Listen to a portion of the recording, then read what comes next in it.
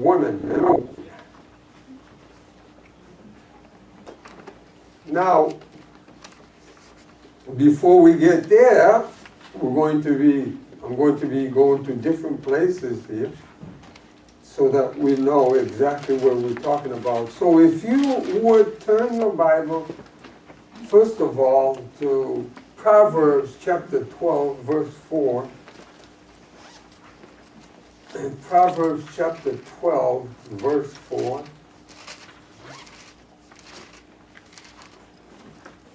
In verse 4, it says, a virtuous woman is a crown to her husband, but she that maketh ashamed is a rottenness in his bones. The New Living Translation says this, a worthy wife is a crown for her husband, but a disgraceful woman is like cancer in his bones. Big difference there. And we see that a crown, the people that wear the crown, a crown is a round circle with different things on top of it and everything else. Whoever wears that in those days, we don't have it today as much, but whoever worn those crowns, those circles, you could automatically see that they were king, that there was someone in authority. And a woman is a crown to her husband. That crown represents his soul. It represents his soul. We will see here that we're going to be talking about Solomon. Solomon was a king. He had a crown. He had a physical crown. He never had a spiritual crown. Why? Because he had so many wives that it was impossible for his thought to be captivated with all those wives that he had. So we're going to see that wives, you are very special, you are very important, and a lot of husbands think that they can do without you, but they can't. It's designed by God to give the husband help. And so we see that a wife is to crown her husband with her honor and respect.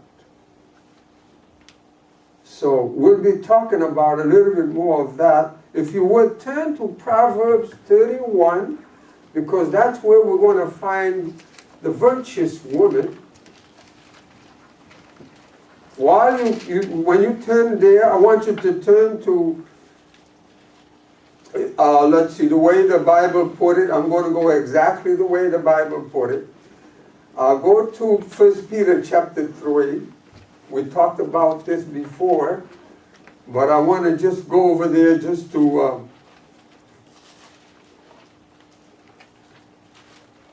remind us of what we spoke. In 1 Peter chapter 3,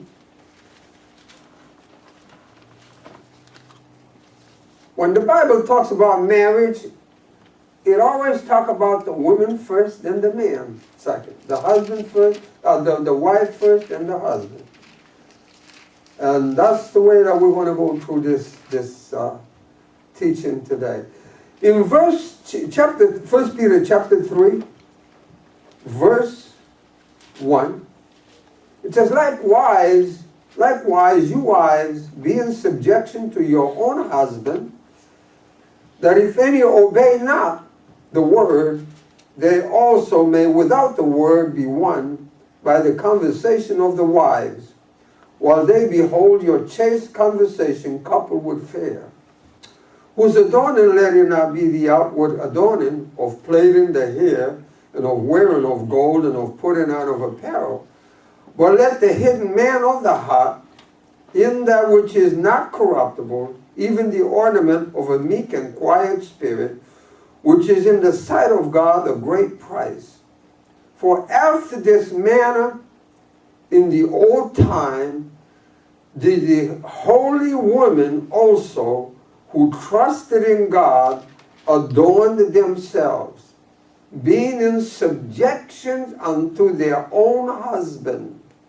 Verse 6 is what I want you to look at.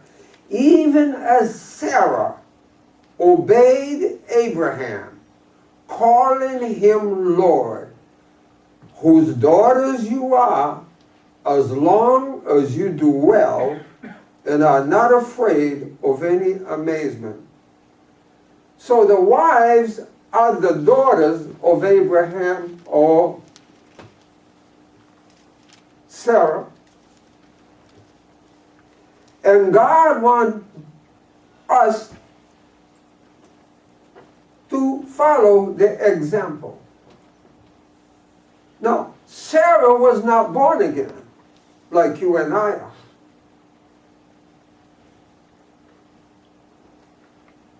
Abraham was not born again like you and I are. But Sarah got to a point where she woke up and called Abraham Lord. Now, Abraham was not perfect by no means. He was not perfect. Abraham was a very weak person. He was. He lived with Sarah for 60 years in strife and contentions. Her name was Sarai, meaning contended one. She contended with Abraham. When Abraham said, I'm going to do this, she'll try to say, no, don't do it that way. And Abraham made a lot of mistakes. And so she probably reminded him, hey, listen, you've made so many mistakes. Why you got to go through that again? Abraham was weak. He tried to give Sarah away twice.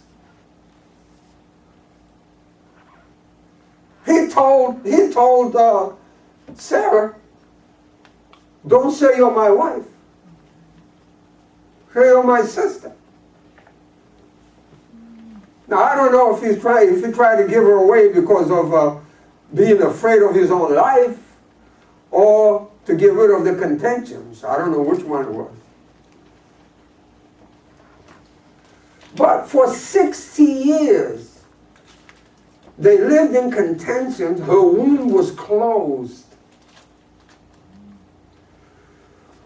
But when she called Abraham Lord, God changed her name from Sarai to Sarah, princess. Princess.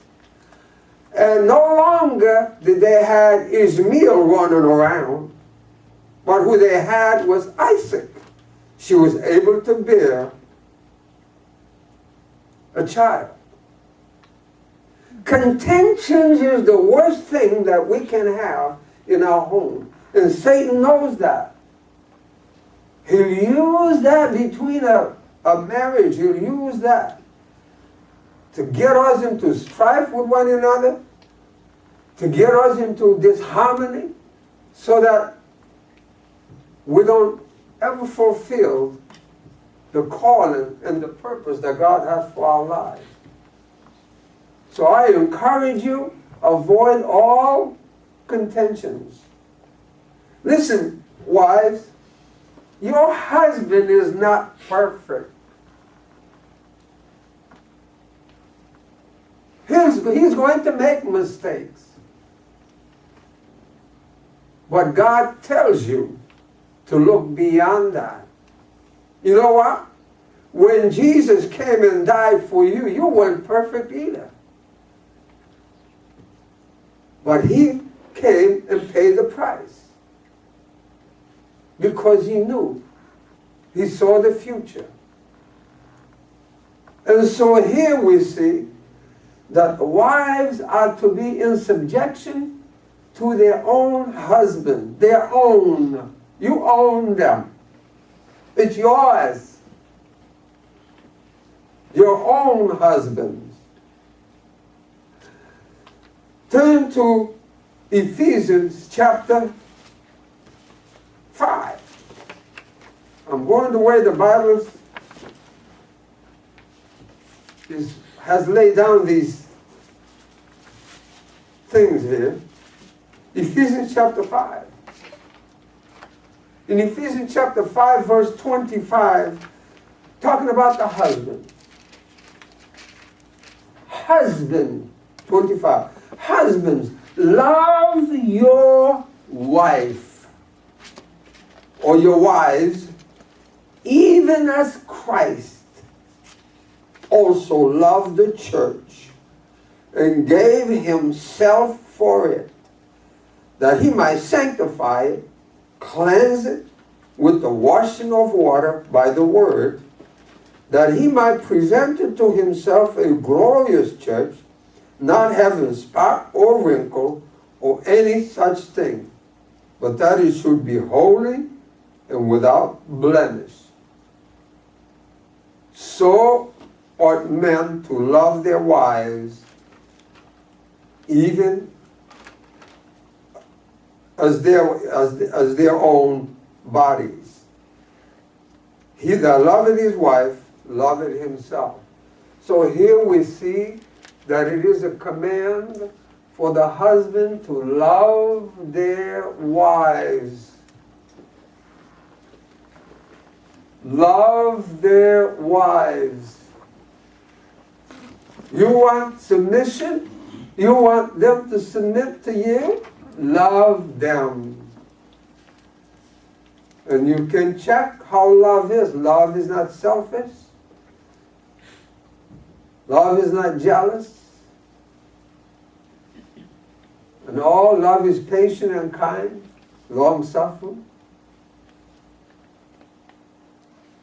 Husbands are to love their wives just like Christ loved us. Like I said, when he came, we was in sin. We was on our way to hell. But because of his love and his mercy, he became sin for us. We didn't deserve it. He became sin for us, so that we might become the righteousness of God in him. We didn't deserve it, but he loved us. You and I are in a different area than Sarah. Sarah was not born again. You and I are. If Sarah could call Abraham Lord, and if Abraham could love Sarah and they weren't born again, then we could do the same thing. And better. All right? So let's go to Proverbs 31 now. How many of you folks have a Bible that has the Hebrew signs beside the verses there? A good example would be Psalm 119. If you was to, I didn't notice that. I just noticed this just the other day. In Psalm 119, I'm not asking you to, we're not going to be reading there, but in most Bible will have the signs of the Hebrew alphabet right next to the verse, to certain verses. Well, Proverbs 31 has the Hebrew signs of the alphabet.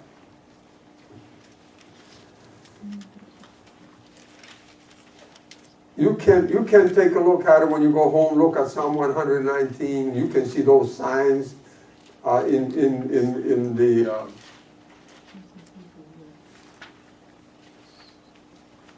You'll see them. Okay, Proverbs 31. In Proverbs 31, first of all, Proverbs from chapter 1 to chapter 30 was David speaking to Solomon.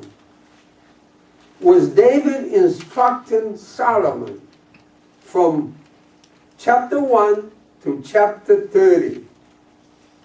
Now, chapter 31 was his mother speaking to him, giving him instruction. Chapter 31. And we know who his mother was. His mother was Bathsheba. Bathsheba. Now, let me say something about Bathsheba before we even get started. Here's another person that was not born again. And if there was anyone that had reason for hating her husband David, was Bathsheba. First of all, there was a war, and in those days, the kings, all the men, they go to war, they go to fight. There was a war. Every single one of them would go to fight, including the king. Well, in this particular case, King David decided to take some vacation. He didn't go. He was out of the will of God. He didn't go.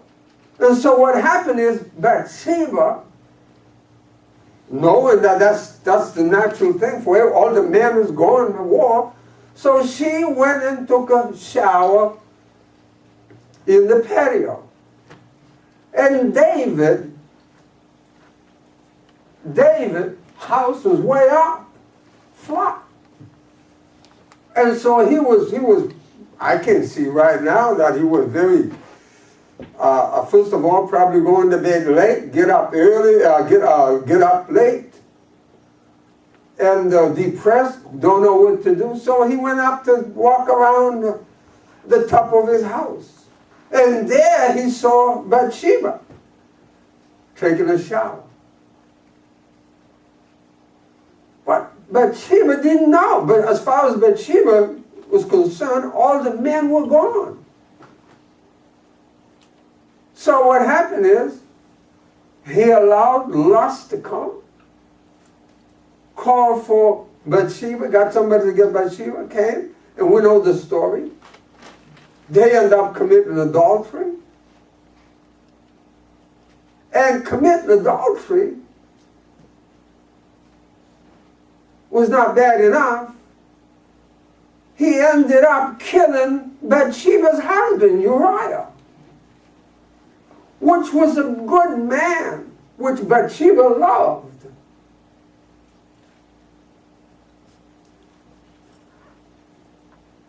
He ended up committing crime, killing Bathsheba's husband.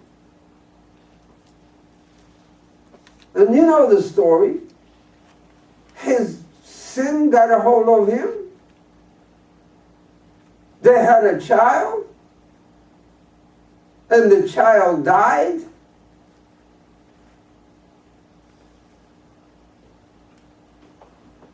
And then she was almost forced to marry him. How would you like to marry somebody that killed your husband that you love?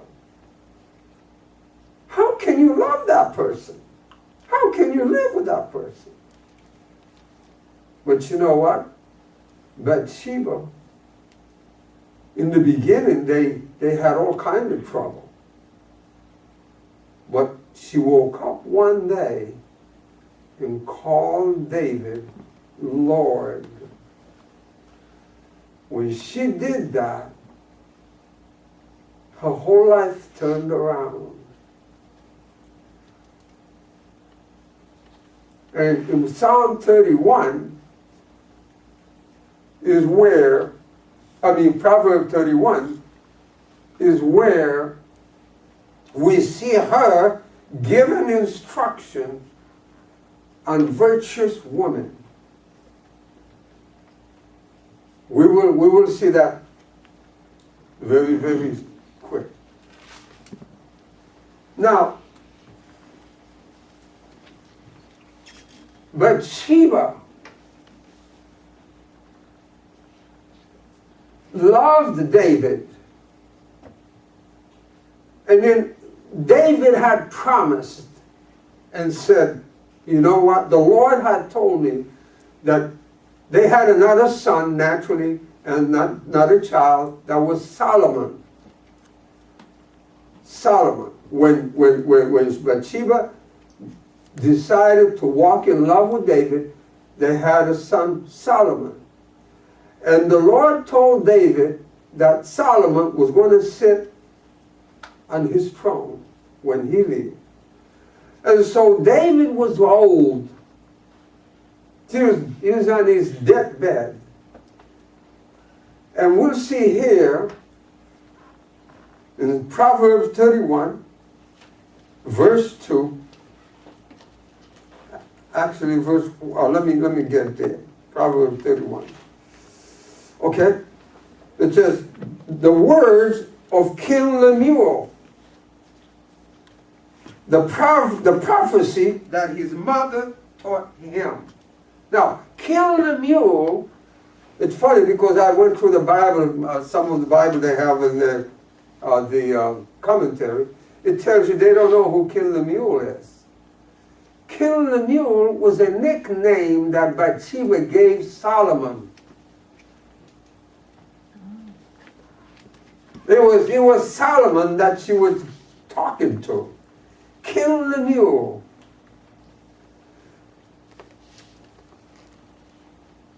See? In verse 2 it says, what my son, and what the son of my womb, and what the son of my vows. Now, when Bathsheba gave this instruction to Solomon, David was on his deathbed. And so what happened, Adonijah, which the son of David from the other wife, decided, oh, my father is going to die, so he got all the people together. He was going to be a king. He was going to be a king. And what happened is a prophet of God came and told Bathsheba to go and talk to the king about it because Adonijah is getting ready to be a king. And so she went there and she told King David, she called him, first of all, she called him Lord. And he told her, well, she told him what's going on with Adonijah and all that about Solomon sitting on the throne and all that. And so he made a vow. He says he will sit on the throne. He will sit on the throne. He will be the king. And so here, Bathsheba, in verse 2, she said, what my son, and what the son of my womb, and what the son of my vows. See? She's telling him about the vows that King David had vowed that he would be a king. Now Solomon here must have been about 16, 17, 18 years old. A teenager. when the mother's trying to talk to him, his mind is not there. He probably just wants to go drive that big, those thing cotton that they have and all those stuff like that. His mind was not set on being a king. And the mother had to tell him, as you see over there, 3 times. 3 times. He says, "What, my son? And what, the son of my womb? And what, the son of my vows?" In other words, he wasn't paying attention. So he, hey, 3 times. 3 times to hit him. What? Teenage, when they're like that, they don't want him. Their mind is on different things. And then Solomon they knew that he was a girl crazy. You know what boys does when a girl go by, they get up and look and everything else. Well, Solomon was like that. Hey, he had 730 wives, 316, I believe, I'm not sure, concubine. I mean, how? It's no wonder when he left his mind was all, 700 wives? He had wives, 700 wives, but he only had 1 wife.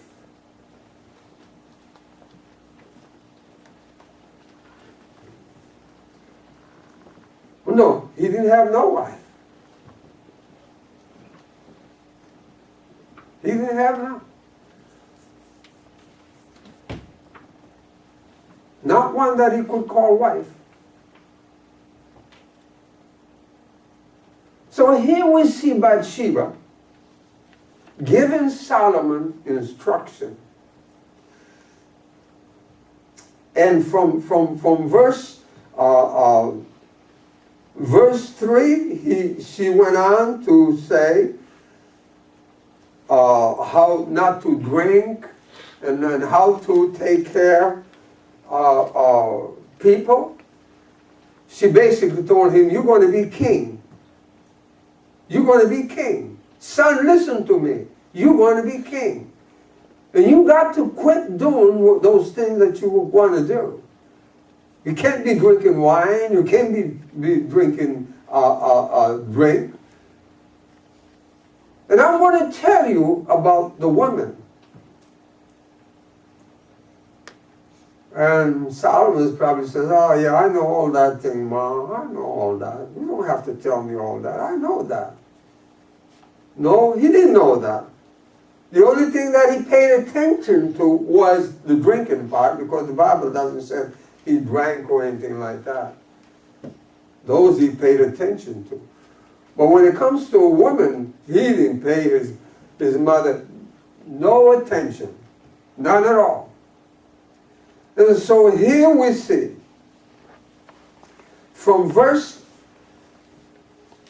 10. Now this is Bathsheba talking about virtuous woman.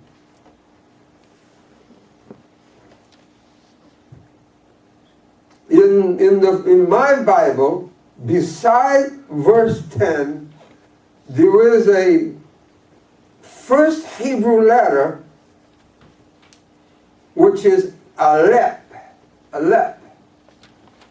which is the symbol of prosperity. Aleph, which indicate great riches. And it's a picture of 2 oxen together. If most Bible will have it, will have a picture of that. It's like 2 ox hooked together. To us today, in this language, in this time, it's you won't even use that. But in those days, the people that owned oxen, they were wealthy. They were rich people. Even when they went to offer sacrifices to God, the rich people offer ox. The poor people, they offer pigeons, doves, and all these other stuff. But if a farm has some oxes, they were wealthy. They were very wealthy.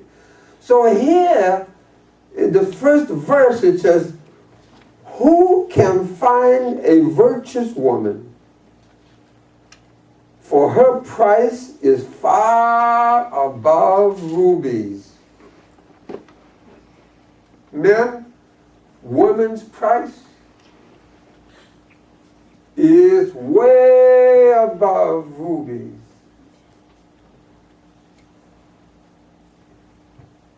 They are very valuable. They're the most valuable thing you'll have next to Jesus. They are a gift from God. Very valuable gifts.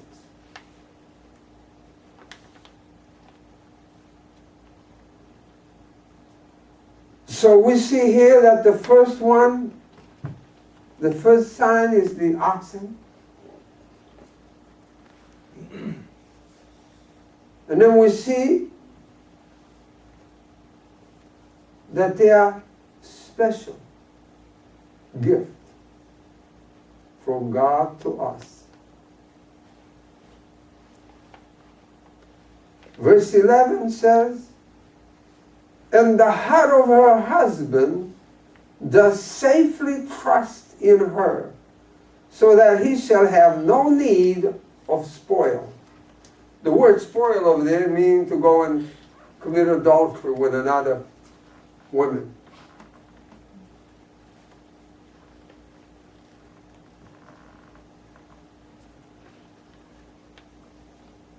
And here,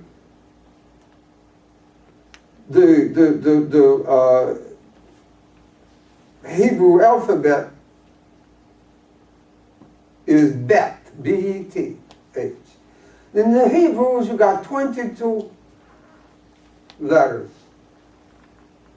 alphabet, 22. And it's, David is the one that basically came up with these symbols so that you could understand God. For example, if you look at Psalm 119, you will see that it's divided in 8 verses. 1, 2, 3, 4, 5, 6, 7, 8. Boom. One alphabet. The next one is divided, another 8. It's divided in 8 verses all the way through. All the way through. It's alphabet, Jewish alphabet. Psalm 119. You can go, you'll see that. You'll see that in there. All the way through. The 22 times. So 22 times 8 gives you the total verses in Psalm 119. Because each one is an alphabet from the Jewish translation. All right, so here then in verse 11, it's a picture of a house with only one door, which this speaks of total trust. Total trust.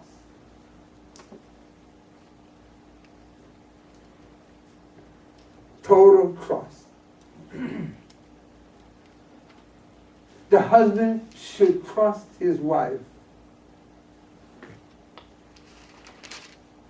Should put your total trust on your wife. Now, if you're doing the first thing first, loving her, Amen.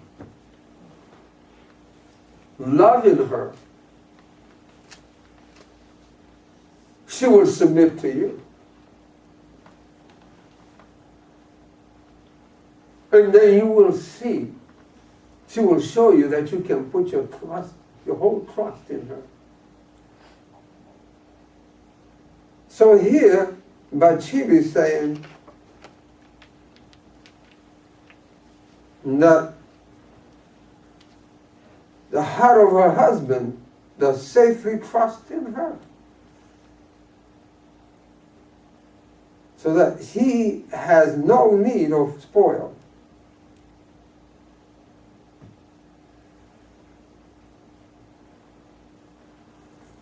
So marriage, first of all, let me say this. Marriage takes work. Amen. I'm not discouraging you single people not to get married. But when you do get married, know that you got some work in your hands. It's not love that will make marriage work.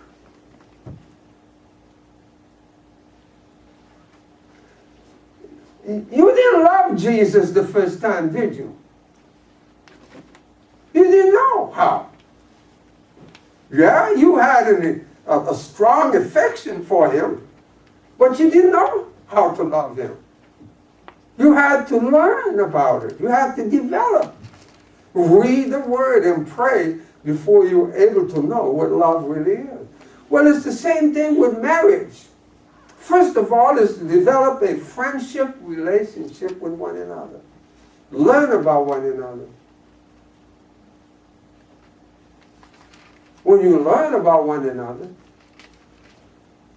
then a friendship and trust is developed. And then love naturally will come. And that's what she's saying here. I know the things that she's saying, it's almost, in the natural, it's impossible. But with God, those things can be accomplished.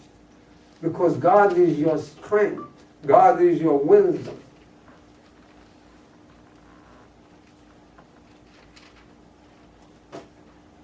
All right, Proverbs 31, verse 12. In verse 12 it says, she will do him good and not evil all the days of her life. She will do him good all the days of her life. The Hebrew word, the Hebrew letter for the symbol is Gimiel, which begins in this verse, which depicts a camel. The significant part is the head of a camel.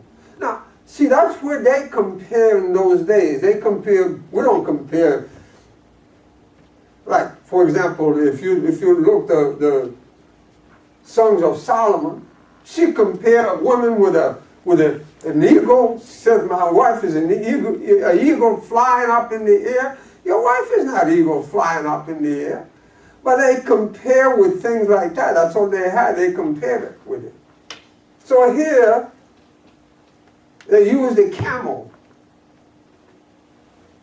They compare a virtuous woman with a camel. Husband, don't go around calling your wife camel. Amen. Revelation there. But believe it or not, the Songs of Solomon tells you, call the wife goat.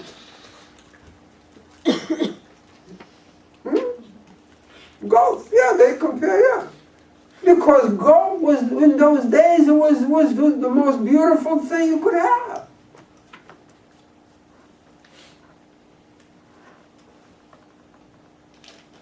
You go call your wife an old goat, boy, I don't know where you want me. In these days. No. The camel, it speaks about the camel here. The camel is an animal that is dependable. Camel will run, but the head never moves. It just stays straight. It never moves. The head, when they're running, the head is straight. Where the other animals, they're all over the place. But a camel is dependable. It will take you where you need to go, and it's not moving all over the place. Well, a woman, here, she said, she will do him good and not evil all the days of her life.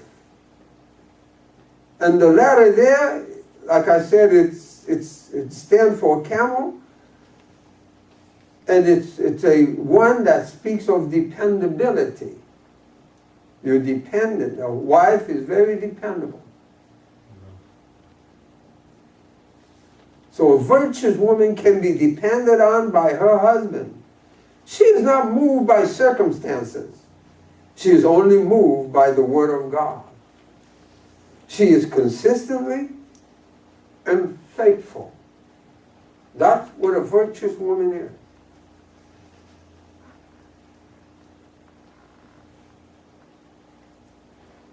In Proverbs 31 verse 13, it says, she seeketh wool and flax, and worketh willingly with her hands. She seeketh wool and flax, and worketh willingly with her hands.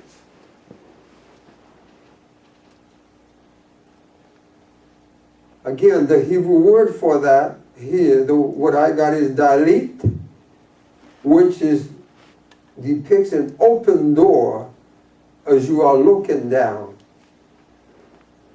It looks like an open door. And it represents the ability to make decisions.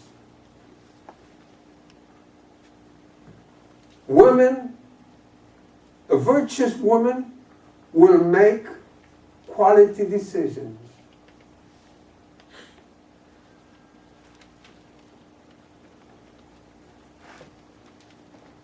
When a husband loves his wife, as Jesus loves the church, she becomes bold and confident in all her activities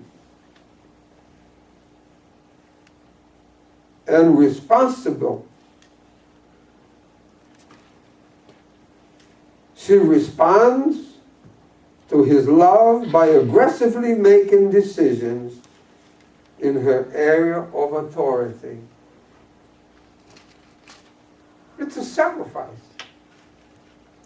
Sacrifice for both. To be where God wants you to be. Husbands need to love their wives. And wives need to be in subjection to their own husband. It works together. You can't take one from the other. But once those two are together, all these other things will fall into place.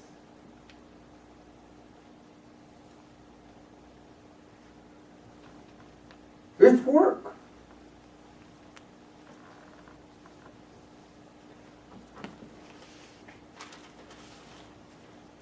It's work. Now, I have to work these things out. I'm not the one to put these things down. In fact, if you want the book, go get Bobby Enion's book, One Flesh. I got it all from him. I have to do some work, a whole lot of work.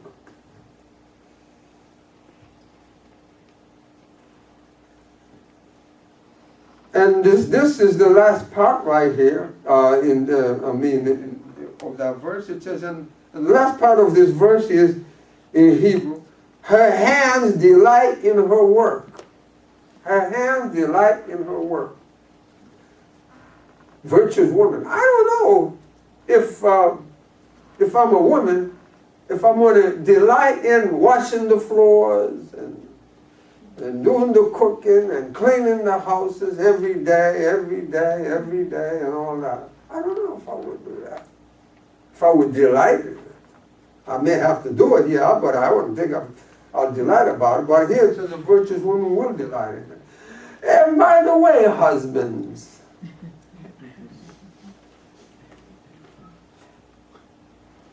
it does not hurt you to help your wife. That's part of love. Clean the house some. Wash the dishes. It won't hurt you. It's not going to break your arms washing the dishes for them.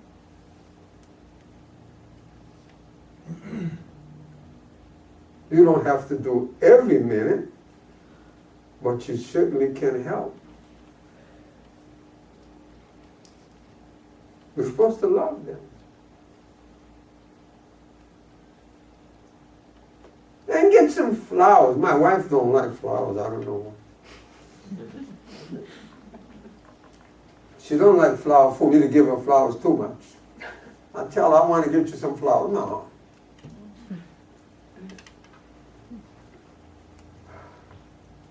But it's good to give your wife flowers once in a while. If you can't buy roses, buy the other type. Whatever you can afford. And be nice at home, do help. You know, I'm not bragging on myself, she knows that, and I'm not going to, she's here. But I just love it too. She won't let me do half of the stuff that I want to do. I told her the other day, I want to learn how to cook. Help me, Jesus. She says, you got many other things that you need to learn. Words of wisdom. So I didn't say much after that. But I love to iron. I'll iron her clothes. I'll wash the dishes.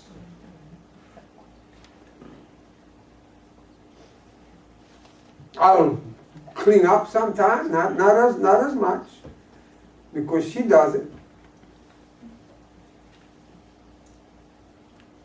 But I like to do that. I like to help her.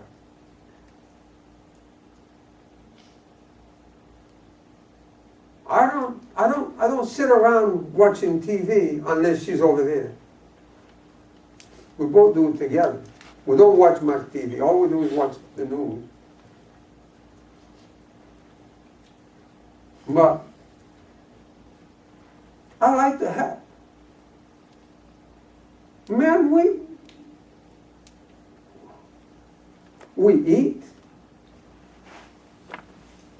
I cannot see, if you don't know how to do it, yes. If you don't know how to iron your own clothes, well, then she has to do it. But learn. I don't let her iron my clothes. I iron my clothes. And I'll iron hers. Learn those things. You'd be surprised how quick they come.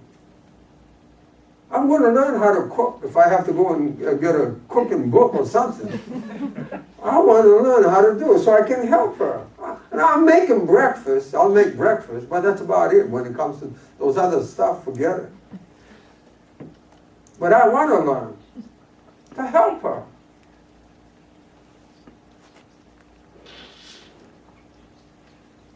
She is one of the best, the most best and the most expensive and the most priceless person there is in your path. Your wife is very valuable in the sight of God. Amen. Kenneth Copeland was Gloria. I don't know what she did, but he said he wasn't too nice to her. And the Lord spoke to her and said, I wish you'd be more kind to my daughter.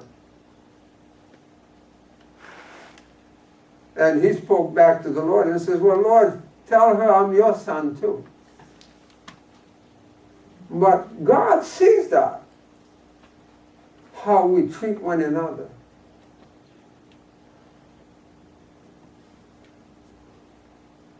All right, let's go verse 14. In verse 14, this virtuous woman is like the merchant ships. She bring her food from afar. She bring her food from afar. Now in those days, Solomon, the ships used to go all over the world. Solomon, because he was a king, Solomon was one of the most richest individuals that ever lived in those days. The ships, he used to have the ships go around throughout the world buying different things and bringing back to him. Well, this particular woman here, it says, she is like a merchant ship. She brings her food from afar off. In other words, she doesn't consider, wife doesn't consider distance, how far it is. As long as all she's concerned is, I'm going to take care of my husband, I'm going to take care of my children. She don't care how far it is or what it's going to cost. She's just concerned about the house, the home, the family, taking care of the family. That's what this verse is saying.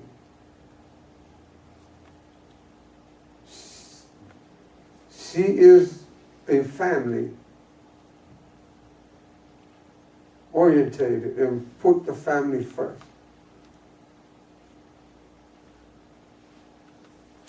And then Proverbs 31:15, it says, she riseth also while it is yet night, and giveth meat to her husband, to her household, and a portion to her maids. This particular woman is set on taking care of her home. But if her husband did not do his part, she wouldn't be doing her part. She's doing it because she's going extra mile because the husband is going extra mile. You can live in a big house and not have a home. It's up to us how we make our home.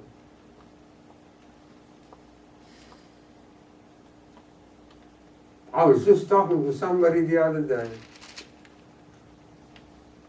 The husband died about close to 40-something years. And you know what? She's still complaining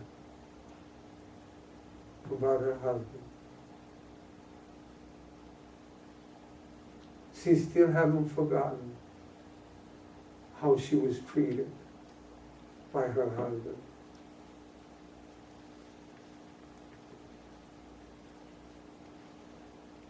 Folks, we have a short time on this earth. 1,000 years is a day with God. As far as we're concerned, we live in minutes with each other in our home. We need to put every effort into it. The wife needs to help the husband. The husband needs to help the wife to work together.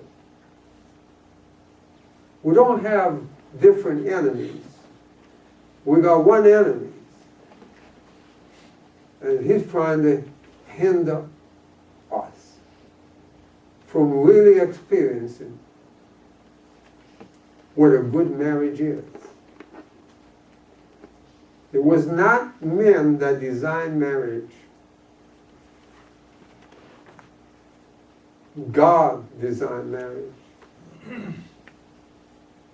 from the very beginning.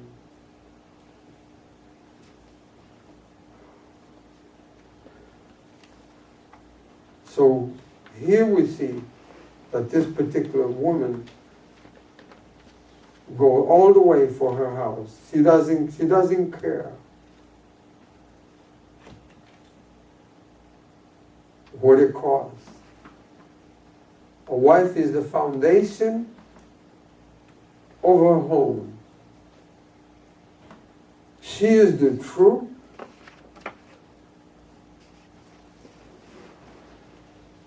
person in that home. Now, I used to hear them say, and they did say, that a man work from sun to sun.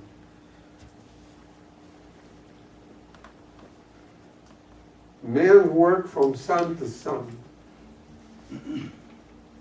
But a woman's work is never done. Never done. You notice when you have your first child, second or third, who is waking up in the middle of the night when the child it needs to be taken care of? Right now we got a great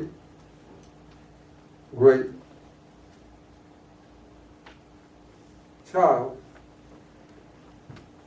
and I haven't woke up one time to go and see how she's doing.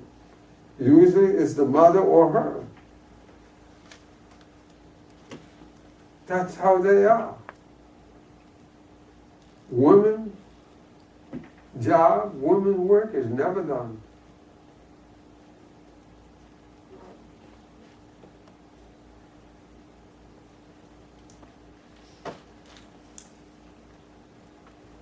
But Sheba wanted to understand the many different tests a wife has. She wanted Solomon to know that. And finally, in the final verse here, we'll pick it up next week, in verse 31, verse 16, she considered a field and by it, with the fruit of her hand, she planted a vineyard.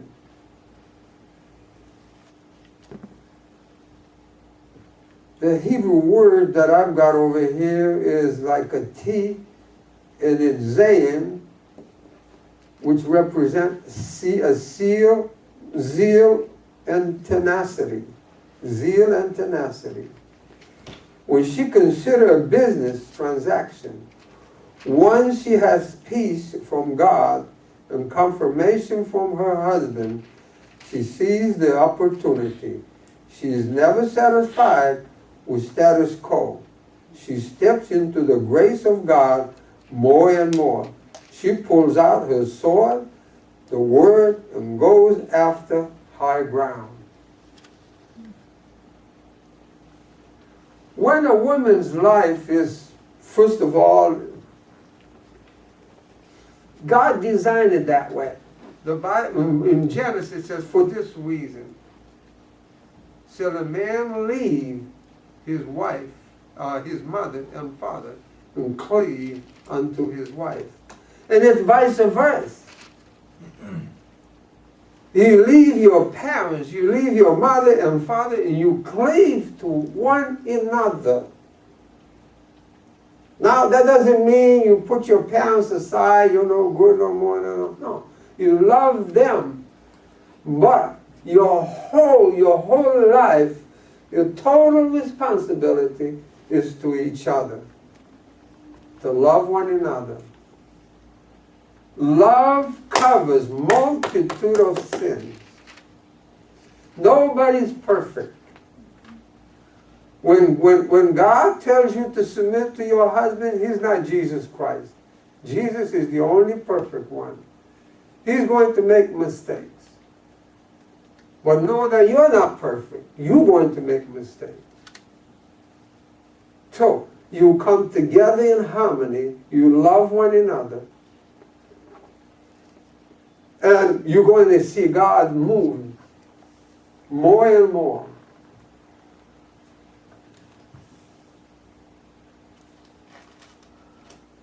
Towards your life, towards your dreams and desires. So a virtuous woman is something that,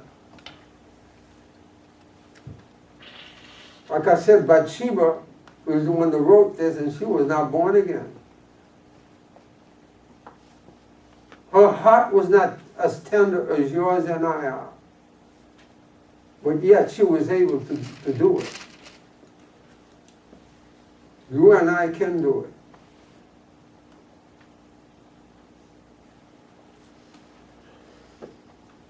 Your children, ma'am, your children are looking at you. They're looking at you. How you respond to each other. Now we know that a woman, the Apostle Peter tells us that the woman is weaker than men. But he's not saying that the woman is weaker in mind or in anything like that. He's saying woman is weaker physically. Physically. Although I see some women, there's one that I go to the gym with. Whenever she's there,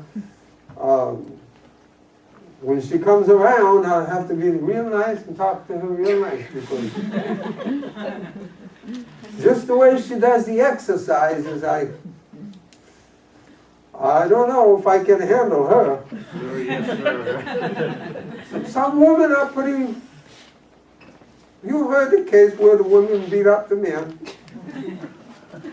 But basically, God made the woman as a weaker vessel. Physically, she's weaker. But God expects us men with that big arm to help them. Amen. Help them.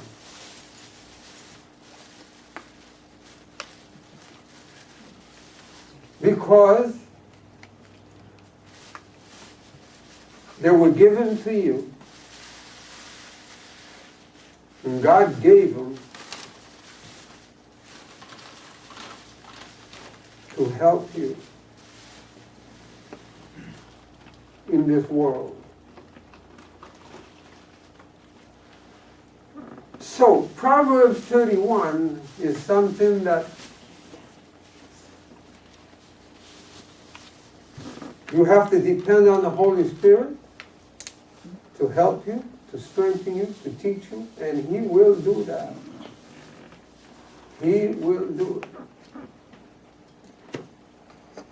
For those of you that are not married,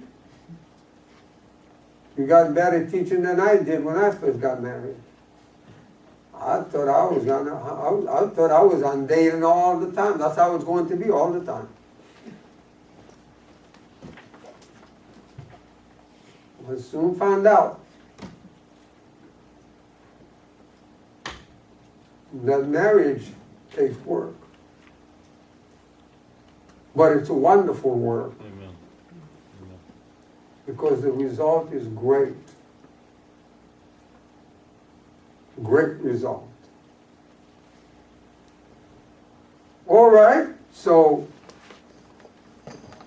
if you want to get more information on this, you can go to, I think we got the book, I don't know, One Flesh by Bobby Indian. If not, we can order it. I recommend you read that because it's got so much more in that. He's the most, I believe, the most knowledgeable person when it comes to teaching on marriage. He covers all kinds. I mean, we got some other books there, but he covers a whole lot of things that we need in a marriage. He's very knowledgeable in Hebrew. He's very knowledgeable in family areas. He learned these things because his wife was getting ready. They went to a convention. His wife told him that afternoon that she was going. And thank God, God sent a pastor there and talked to them, and from that moment on, he made his decision, he made up his mind that he was going to learn everything he can about marriage, and he did. And today he's got good book. That book over there, One Flesh, is very, very, very good. I recommend you buy it and go through it. You learn a great deal. Okay, let's stand up.